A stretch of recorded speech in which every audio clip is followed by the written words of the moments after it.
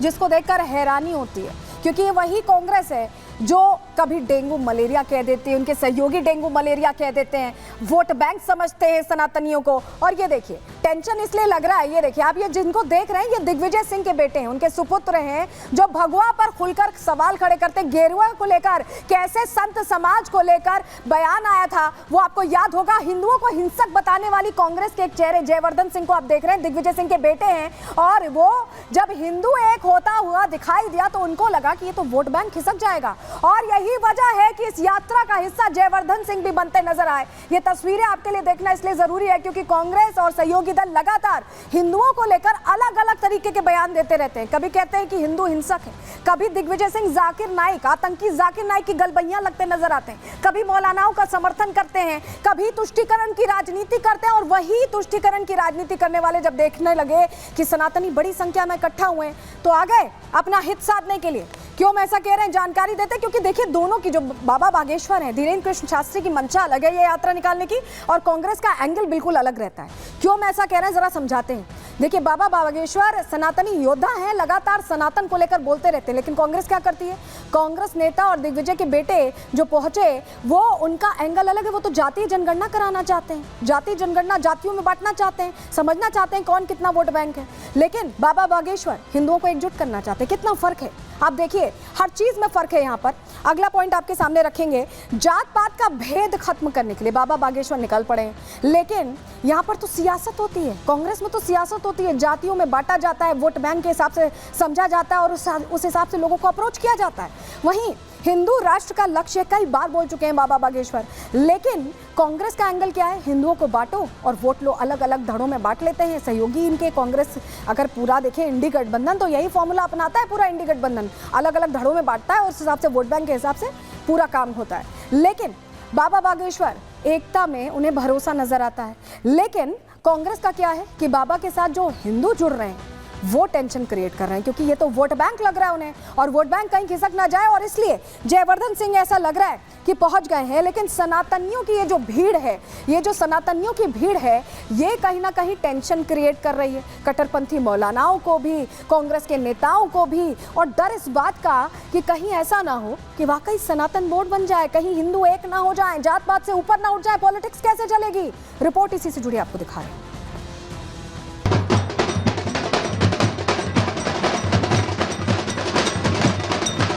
दंगा वो फैलाते हैं जो इस देश को बांटने की बात करते, सरतन से जुदा करने की बात करते। ये यात्रा सामाजिक समरसता की यात्रा है, एकता के लिए यात्रा है। बाबा खुद पहले साबित करें वो राष्ट्रभक्त है कि नहीं। आए दिन हमारे मंदिर जलाए जा रहे हैं, आए दिन भारत में भी अगर हमको कोई यात्रा निकालना होता है तो आपको तकलीफ होती है। जय श्री राम।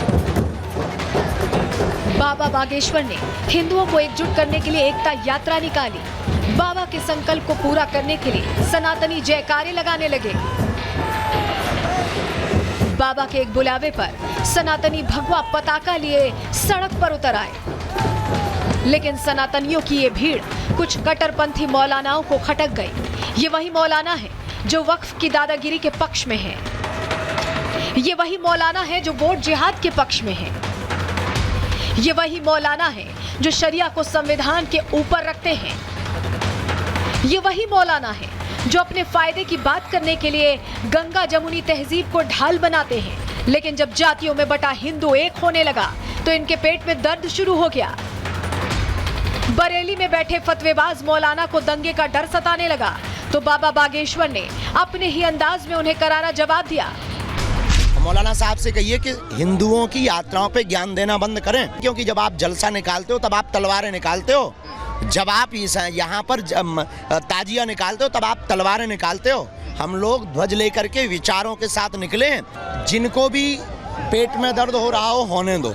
हम विवादित बयान नहीं देते, हमारा उद्देश्य सिर्फ और सिर्फ हिंदुओं को एक करना है, जात पात और भेदभाव को मिटाना है और हर हाल में इस देश में अपनी हिंदू संस्कृति को बचाने के लिए हम सड़कों पर निकले हैं, लेकिन अभी भी हम रुकेंगे नहीं।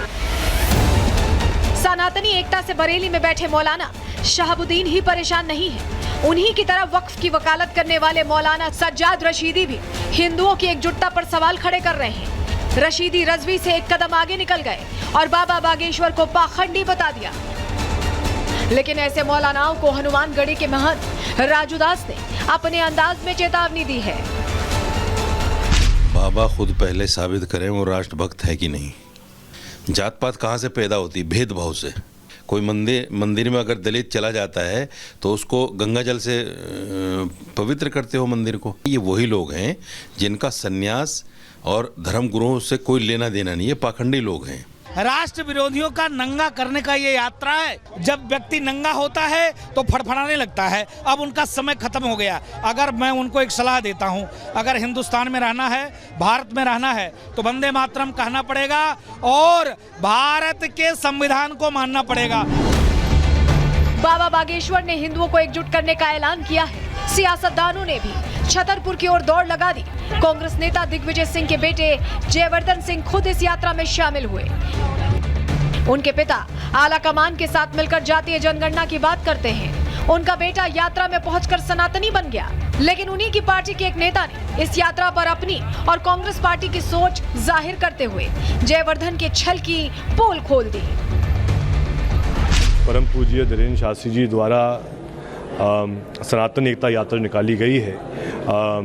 मुझे उसकी खबर थी और मैं कल जो शुरुआत हुई है कल पदयात्रा की, मैं उसमें शामिल रहा। हमारे परिवार पूरा सदैव सनातनी रहा है और सदैव रहेगा। हिंदू राष्ट्र बनाने के लिए सबसे पहले हिंदू तो बनाओ नहीं। जब हिंदू है ही नहीं इंडिया में तो हिंदू राष्ट्र कहाँ से बनेगा? वो तो गुंडागर्दी कर रहे हैं। मोदी जी के आदेश पर जो वो लोगों को बेवकूफ बनाओ, ज्यादा बेवकूफ बन जाएंगे, ज्यादा लंबा राज करेंगे। हाँ, हिंदुओं को जोड़ेंगे। वो जानते हैं हिंदुओं को, हिंदू कौन है। वो बहू बेटियों के साथ बलात्कार कर रहे हैं, वो उनको भी हिंदू कहते हैं। मंदिर में जाने देते हैं, उनको भी हिंदू कहते हैं। ये है कांग्रेस के नेता। जहां एक नेता खुद को सनातनी बता रहा है, वहीं दूसरे कांग्रेसी को हिंदुस्तान में हिंदू नजर ही नहीं आ रहे हैं। क्योंकि फूल सिंह बैरिया जैसे नेताओं ने तुष्टीकरण का चश्मा पहन रखा है।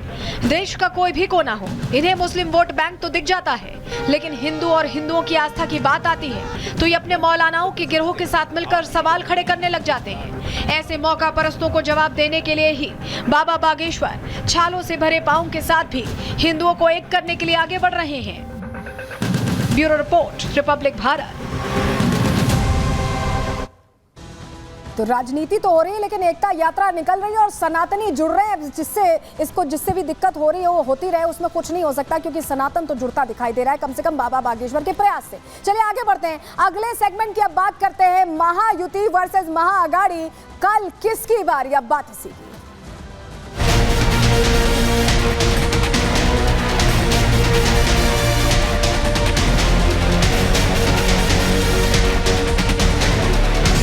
महाराष्ट्र में महाविकास आघाड़ी की सरकार बन रही है।